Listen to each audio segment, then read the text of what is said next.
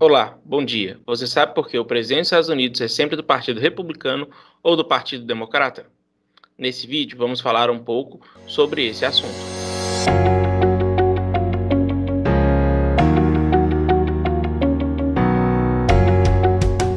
Apesar de outros grupos, os candidatos independentes competirem para ocupar a Casa Branca, o posto tem sido ocupado por republicano ou democrata por mais de 160 anos. Nesse vídeo, vamos contar um pouco de como funciona o sistema político dos Estados Unidos e por que sempre vemos um democrata ou um presidente republicano no poder. Bom dia. Um dos argumentos mais comuns é que esse bipartidarismo arraigado que existe nos Estados Unidos pode encontrar sua explicação em uma velha lei da ciência política, a Lei de Duverger, formulada pelo sociólogo francês Maurice Duverger. Duverger publicou em 1951 o livro Partidos Políticos, e ele afirma nesse livro que o sistema de votação de um país é determinante para que seja bipartidário ou multipartidário. E no texto ele diz que a votação por maioria e de somente um turno tende ao dualismo partidário.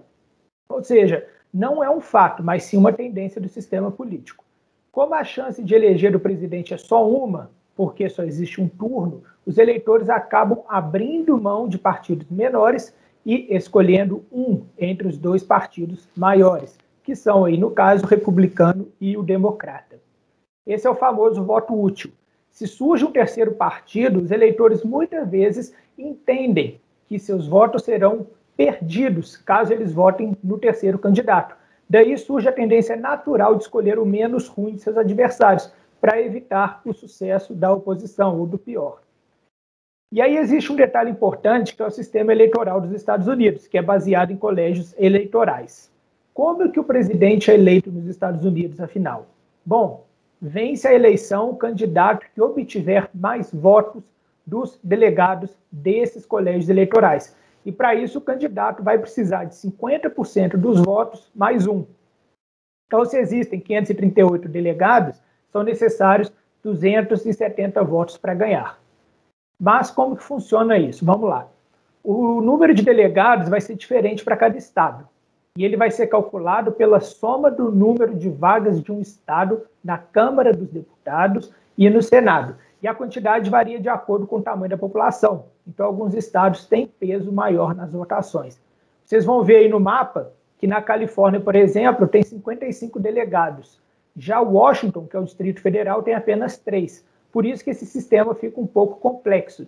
Então, o presidente pode ser eleito mesmo vencendo em menos estados.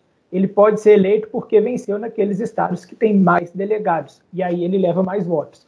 E aí, no somatório final, ele alcança a maioria necessária para ser eleito. Mas aí muita gente pergunta por que os cidadãos vão votar, então, se são os delegados que decidem. No dia das eleições, os cidadãos não são obrigados a votar, portanto, é facultativo. E aí os americanos vão e votam normalmente nas urnas em um dos candidatos, ou democrata ou republicano, geralmente. E o candidato que ganha a maioria dos votos naquele estado ganha todos os votos do colégio eleitoral daquele estado. É o chamado winner takes all. Existem duas exceções para dois estados, que é o Maine e Nebraska, que possuem um sistema um pouco diferente, mas a gente não vai entrar em detalhes aqui. Então, vamos lá. Então, se o candidato consegue 50,1% dos votos na Califórnia, ele vai ganhar todos os 55 votos do colégio eleitoral daquele estado. Mesma coisa no Distrito Federal, no Washington. Se ele ganha 50,1% ou mais, ele vai levar os 3 votos daquele estado.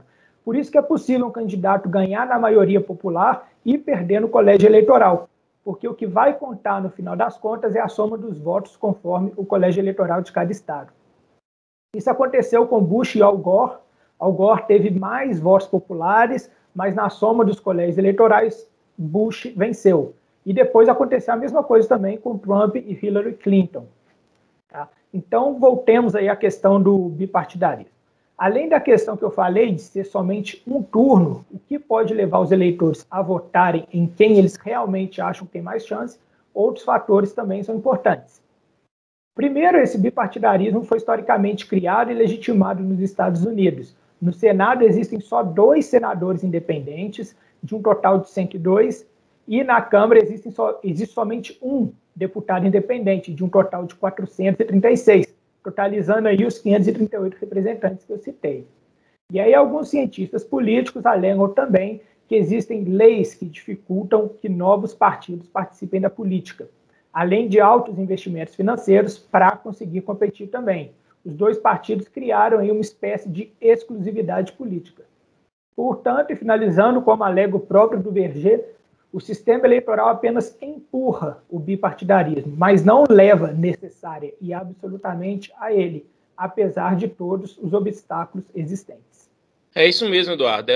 Só um sistema um pouco diferente do nosso aqui no Brasil, né? O voto é um pouco mais complicado de entender. A gente tem um pouco dessa dificuldade porque temos um sistema totalmente diferente, totalmente informatizado.